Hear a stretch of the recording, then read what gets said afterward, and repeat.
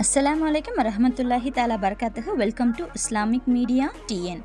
இன்றைக்கி நம்ம இந்த வீடியோவில் ஒரு சிம்பிள் அண்ட் டேஸ்டியான பருப்பு சோறு, இதை வந்துட்டு கிச்சடி சோறுன்னு சொல்லலாம், இல்லை பருப்பு புலாவ்னு கூட நீங்கள் சொல்லிக்கலாம்.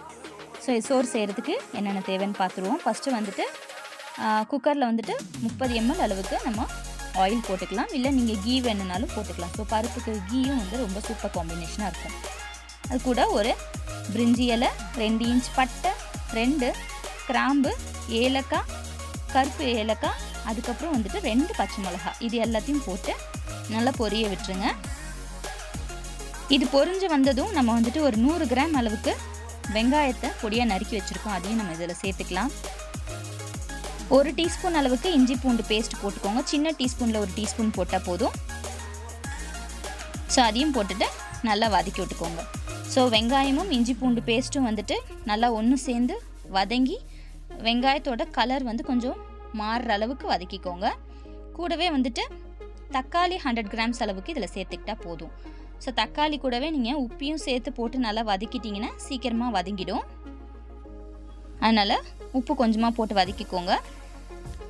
மல்லித்தலையும் புதினாவும் சேர்த்து ஒரு கைப்பிடி எடுத்து கழுவிட்டு போட்டுக்கோங்க, அதையும் சேர்த்து நல்லா வதக்கிடுங்க. ஸோ இப்போ இதில் எல்லாம் அந்த தக்காளியும் நல்லா உங்களுக்கு ஸ்மாஷ் ஆகி வர்ற அளவுக்கு வதக்கிக்கோங்க. 1/4 டீஸ்பூன் அளவுக்கு மஞ்சள்தூள் போட்டுக்கிட்டால் போதும் கலருக்காண்டி.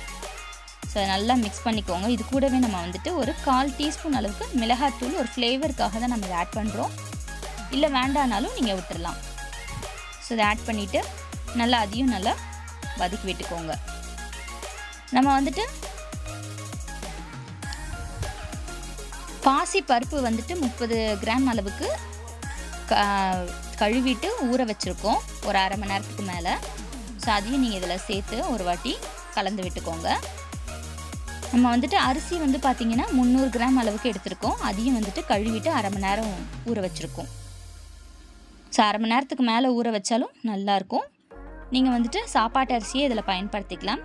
அப்படி இல்லை நீங்கள் பாஸ்மதி ரைஸ்னாலும் யூஸ் பண்ணிக்கலாம், சீரக சம்பானாலும் யூஸ் பண்ணிக்கலாம், இல்லை பச்சை அரிசி யூஸ் பண்ணாலும் பண்ணிக்கலாம். எந்த ரைஸ் போட்டாலும் இது நல்லா டேஸ்டியாக தான் இருக்கும்.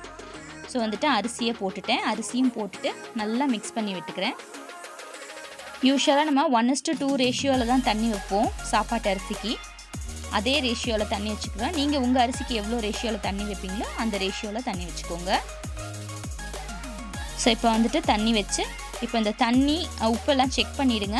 இந்த தண்ணி அரிசியோடு சேர்ந்து கொஞ்சம் நல்லா சுண்டி வர்ற அளவுக்கு வரட்டும். இந்த அளவுக்கு நல்லா சுண்டி வந்துடுச்சு. இப்போ நம்ம குக்கரை மூடி போட்டு 1லேருந்து 2 விசில் அளவுக்கு நம்ம விட்டுக்கலாம்.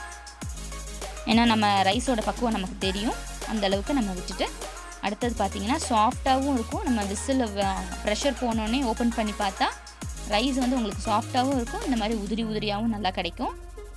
ஸோ சூப்பரான பருப்பு சோறு ரெடி ஆயிடுச்சு. இந்த பருப்பு சோறுக்கு பார்த்திங்கன்னா எல்லா காய்கறிகளும் போட்டு வச்ச புளிக்குழம்பும் நல்லாயிருக்கும், இல்லை சிக்கன் மட்டன் கிரேவி வச்சாலும் நல்லாயிருக்கும். கூடவே வெங்காய ஆம்லெட் போட்டிங்கனாலும் ரொம்ப சூப்பர் காம்பினேஷனாக இருக்கும்.